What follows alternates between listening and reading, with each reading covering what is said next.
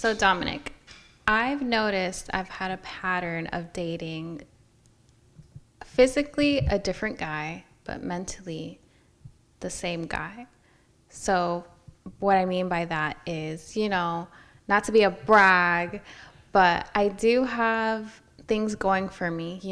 I'm very independent and I try to be successful. And, I've moved out, I have my car, I pay all my own bills. And I've noticed that each guy I have dated is a complete opposite. And they still live at home, they don't really have bills, they're kind of comfortable.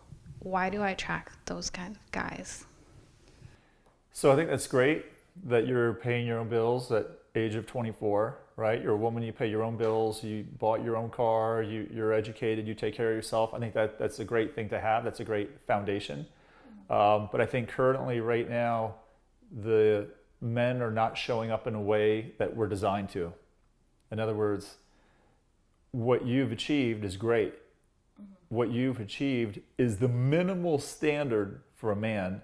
And what you're saying is that most of the men that you've dated don't even have that. Yeah. So when you have a conversation with someone and it's clicking, your next question would be, do you live with your mother? Yeah. So then you get clear on what you want, what you don't want. I mean, at the end of the day, there's people who live at the top, there's people who live at the middle, there's people who live at the bottom. And some are good looking and ugly at the bottom, and you know what I mean, at every tier level. Yeah. So I would say dial it in and be more picky on who you associate with. That's my issue though, because I don't really like to hold those things against them, because like you said, everyone... So, well, actually you do hold it against them. Otherwise we wouldn't be having this conversation. Right. What I'm saying is just hold it against them in the beginning and not wait till you've been dating them for 6 months and saying, oh, I wish he was this and this and this. Well, he told you who he was on the first date. Right. But you didn't accept that. So when people tell you who they are, believe them the first time. Yeah. Not try to fantasize into Yeah. So when you go on a date or the second date or whatever it is, you want to go to their place, watch a movie, whatever it is, and you see their mom and dad are there in their underwear on the sofa watching a movie. Oh my God. Maybe you should, maybe receive that. Yeah. Because they're kind of communicating at that point who they are and what they're about. Mm-hmm. Like I do see it. There's been a time where he lived with his parents and we kind of say hi to the parents and go straight to the room because that's the only place we can like hang out in. So we get some privacy. Yeah. Because you want to talk about things that maybe the mom and dad don't, or you don't really want to bring them into it. Yeah. And I'm like, this is so awkward. I'm like, I'm too grown to be skipping around the living room and going straight to the room just because we want to have like our space, And at your age, at 24, that's like the transition, right? It's 22, 23, 24, where if a man has his purpose, he has his passion, he has his mission, he's in his masculine. And you can be 22, 23, or 24 in your masculine and still living with your parents because you have your degree, you're trying to get your career growing, you're trying to get your business rolling. And if that's the case, he has his mission, he has his purpose, he has his focus, he's in his masculine, then I could see why maybe a woman would deal with that for 6 months, a year, whatever it is. Give it a chance. But if he doesn't have his purpose, he doesn't have his vision, his meaning in life, his what he's going after and claiming, those ambitions, and he's living with his parents and he's 23, 24, 25, then I would say that he's telling you who he is at that point. And for you to expect something different is not him misrepresenting it. It's you not... Me being a fool. You're hoping for something and he's communicating to you where he's at, and they're not... You're lowering your standards. Yeah. Never lower your standards. Yeah, I agree. That doesn't mean not be compassionate and understand, but again, the base objective should be, are we on the same path? You have a purpose, you have a vision of what you want in life, and is it a match or is it not a match? That doesn't mean that they're not a nice person. Yeah. They might be a great person, but they're 25 going on 26 and they want to live with them at their mom's house and have her wash and fold their underwear and put it in the drawer for them. Yeah. Then that's a different standard than maybe what you're looking for. Yeah, 100%. I have a habit of, believing the best in people, and I kind of listen to their words, and I'm like, yeah, they do seem like they have an idea of what they want. But then when months pass by and it's the same repetition and I don't see any improvement, then I'm like, okay, well, this isn't going anywhere for Well, me. it's great that they have an idea of what they want. When I was a kid, I wanted to be an astronaut. All right. But then what is the person doing to achieve that? Exactly. Are their actions matching their idea? Right? And if they are, then hats off to them, support them. Yeah. But if they have an idea, they want to do something grand, but they're playing video games all day, then their actions are telling you who they are and what they're about. Yeah, 100%. And if you settle, that's not on them, that's on me. That's on you. Yeah. Which is cool, because then that means if it's your fault, then you're the empowered one, you're the one who can course correct, learn from that, and demand something different. Yeah, grow from it and realize what it is that I actually truly want out of a man. Yes. So Carolyn, it's interesting how you talk about many of the relationships that you've had, or at least a few of them seem to be similar. Yeah. At some point, it's easy to blame everybody else, right? Because then we don't have to take responsibility for it. Mm-hmm. But at the same time, whoever takes the responsibility has the power for change. So I say always take responsibility for everything that you could possibly take responsibility for, because then you get the growth. Right.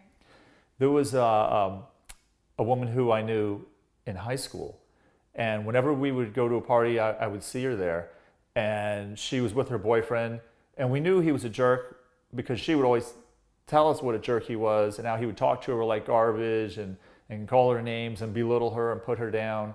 And we kept telling her, say, hey, if this guy's a jerk, why are you dating him? Get rid of him. You're good looking. You can date whoever you want. Get rid of this guy. Why is she with a jerk? She was with this jerk for probably 9-10 months, which is a long time when you're in high school. Yeah.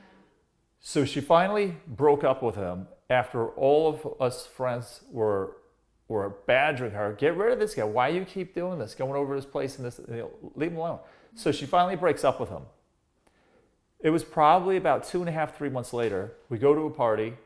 She brings her new boyfriend, dressed shockingly similar to the past boyfriend, different color hat, but otherwise pretty similar. And he talked to her and treated her almost identical to the previous boyfriend. And she even said, oh yeah, he pushes me around and he's a little bit physical with me. So after we cycled through this 3 different relationships, we started to think, hey, maybe it's not all the guys that are the problem. Maybe it's her. Yeah. Maybe she goes into playing victim mode, and for every time there's a victim, they attract aggressors. Remember, life fills voids. Mm-hmm. That's just the way it works. Yeah. So at some point, we have to take responsibility for the relationship that we've attracted, or that we've created, or that we've settled for. Because at the end of the day, people will do whatever they get away with. Mm-hmm. Right? Sorry. Okay, no, go ahead. I've heard of a quote that says we accept the love we think we deserve. And it correlates with what you're saying. It's like the reason why we are getting with these people is because we think that's the best we'll ever get, which is not true. There's a part of you that believes it is true. Mm-hmm. So that's where I would go to the consciousness exercises that Corey has on his webpage that's available to everybody, and do the consciousness exercises, because there's parts of us, there's parts of you that say, I deserve more, I deserve a loving relationship where I contribute, the other person contributes, and we grow together, we save together, we invest together, we become prosperous together, we have family together, right? Where we're on the same page. Yeah. But there's a part of you that says, I'm not enough, I'm not lovable, I'm not good enough, I'm defective, I'm unlovable, and I'm gonna be alone. Yeah. I'm gonna be an old gray-haired cat lady. Mm-hmm. Right? There's part of you that's there. Mm-hmm. So rather than suppress that part of you, I promise you, suppression of your issues never pans out well. Mm-hmm. Get with it, experience it, connect to it, and liberate it. Because anything you experience fully loses its grip on you. And that's why I'm such a huge fan of the consciousness exercise, and a big part of what we do in our office with Network Care are the consciousness exercises, because I realized that if you're not changing your consciousness, you're not changing anything. Mm-hmm. You might have a different script, you might have lost 5 pounds, you might have done this, you might have made these changes, but they're typically not sustainable. Yeah. New Year's resolutions, yeah, they're a joke 6 weeks later. Mm-hmm. How many people lose weight at the Jenny Craigs and the Weight Watchers, but then within 12 months they blow right back up, the vast majority of them, because they didn't change their consciousness. How do you change your consciousness? Do the consciousness exercises and clean up all that stuff that's interfering with your behavior, what gets played out, and the congruency with what it is you want. When those two don't match up, that's when you need the consciousness exercises. And stick to it. Consciousness exercises make it effortless. I agree. It's very needed, especially if you're in those toxic relationships where people are pushing you around, you're letting yourself be treated as if you were nothing, like a piece of clothing. You know, you're worth more than that.